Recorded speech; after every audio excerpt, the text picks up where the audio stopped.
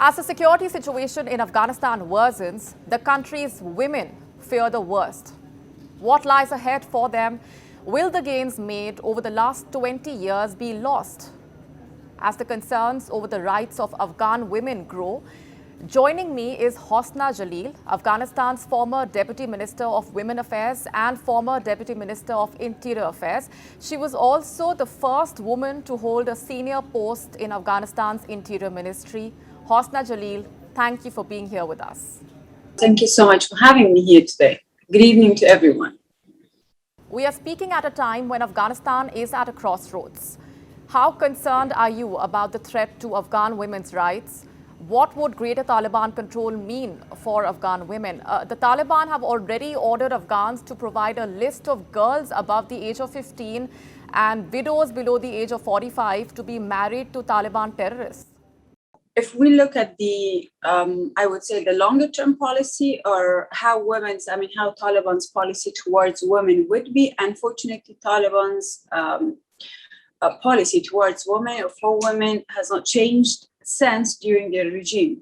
Since the policies they have been applying during their own regimes. Women is still for them considered as second gender without having access to or without having the right to have access to the very basic right, including education, justice, shelter, food security, and health. At the same time, like access to employment or access to the or having a presence professionally outside the houses or socially without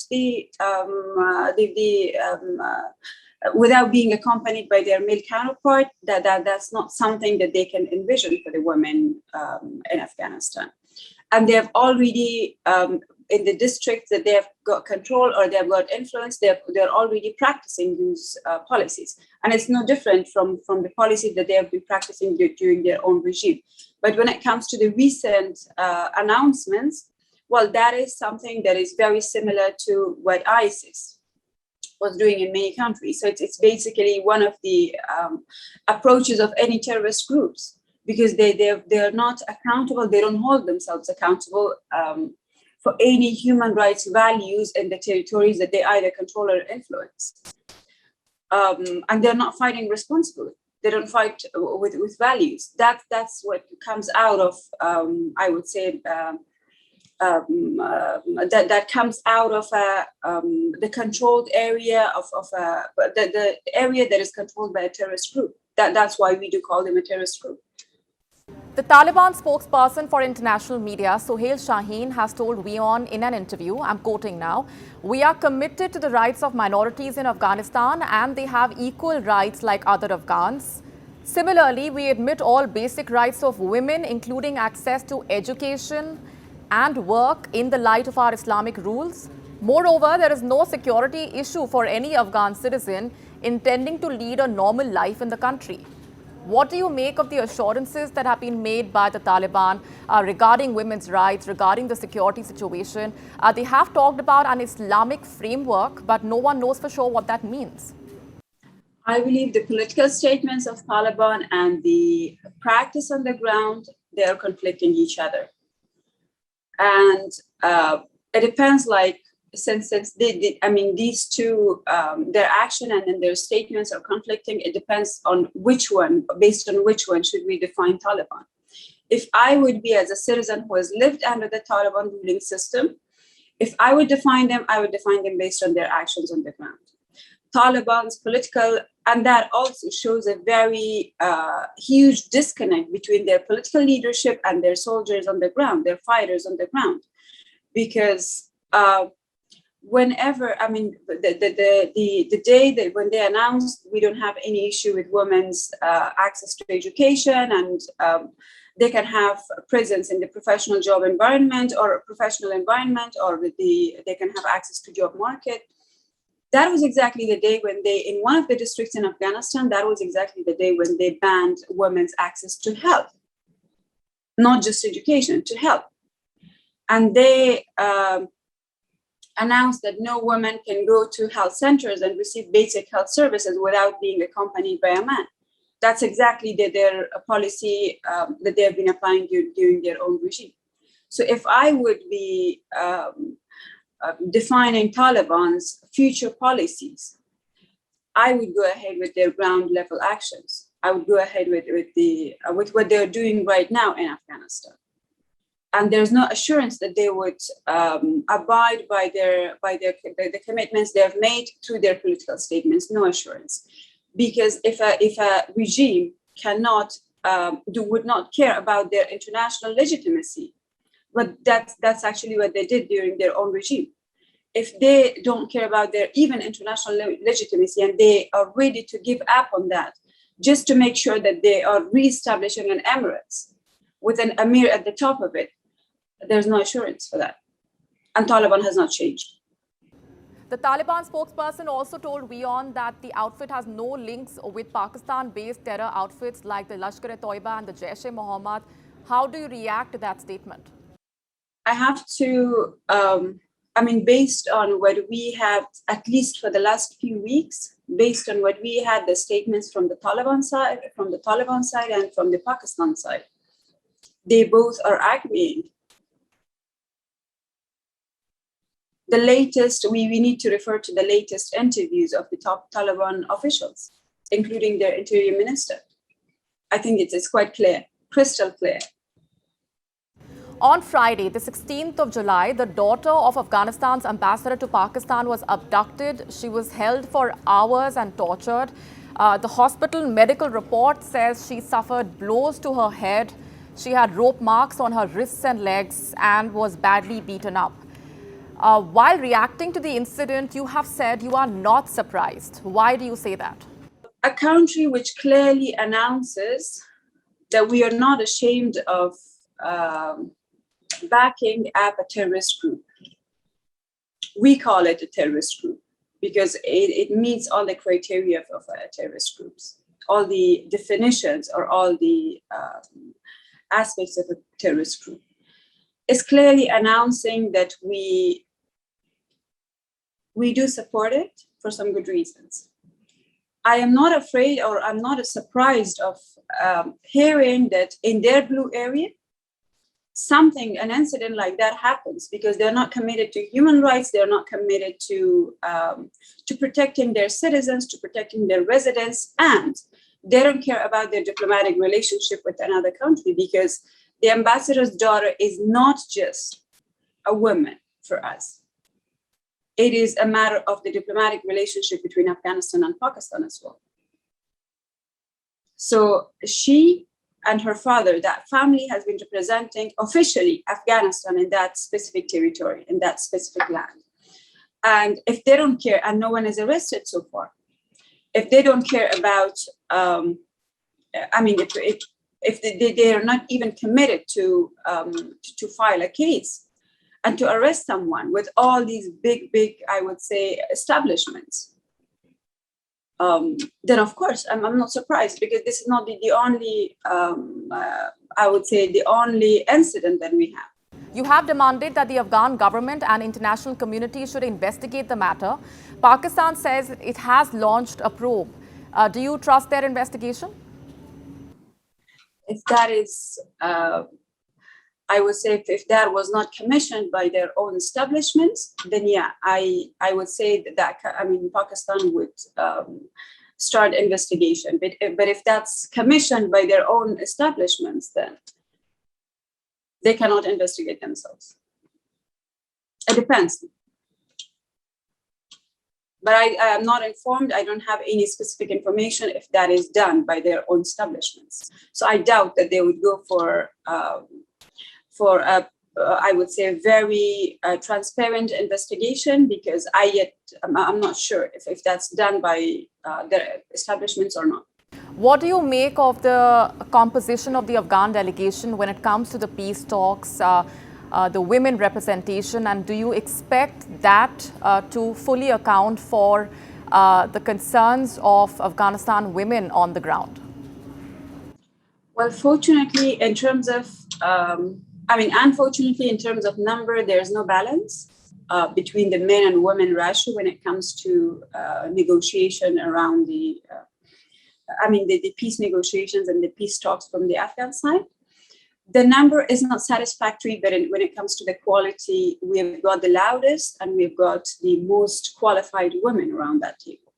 And I'm happy that they've proved to be the most effective ones as well. Like the quality of their voices is amazing. But at the same time, I don't agree, because those are the women who are not just representing women. They are not just there in order to negotiate for the right of the women and right of the children and minorities and the human rights there, but they're also engaged in any other state affairs as well, issues. So I would wish to have more of them, not to be there in order to represent the women's agenda, but to represent the other state affairs as well, because they've proved to be effective. But at the same time, I don't want our women to be the only representatives of the women affairs or the women issues, or the children, or the minorities, or the human rights, because these are the agenda which are national level agenda. And it should be equally represented by our male representatives as well. So I would wish to have more women, but not just to represent women affairs or women's issues or women's rights. You have been one of Afghanistan's highest ranking female officials. You have also received death threats, fought harassment and discrimination. Tell us about your journey and the fight against patriarchy. Unfortunately, I think, this is something when it comes to the patriarchy, this has existed all over the world. And some countries, they are steps ahead of Afghanistan. And Afghanistan, due to the civil war, due to the Taliban era, we have lagged behind. If we look at the pre-civil war conditions of women's life, or the how women has been living in terms of the freedom, having access to their basic rights, Afghanistan has been in a much better position compared to many developed countries today. But then because of the civil war, because of the Black Taliban era, Afghanistan has been lagging behind in terms of having a very, I can't say equal, but at least a much fair and friendly environment for women, living environment and working environment for women. The patriarchy is there. The women, they have to fight for every single right, every single basic right they have. They have to prove themselves, but at the same time, I think it's worth it. Because we have to pave the way for the next generations. We can't wait that someone can give us something. We need to fight for whatever we want to achieve. And whatever is our legal right, our basic legal right, which is defined in the constitutional law. And that is the very equal right with our male counterparts. But then this is something that of course, I can't deny that it exists. It does exist. But we need to fight for it. We need to work for it, but in a more professional way. What are your expectations from India and the international community when it comes to the peace process? Well, when it comes to, when we're talking about taking over territory,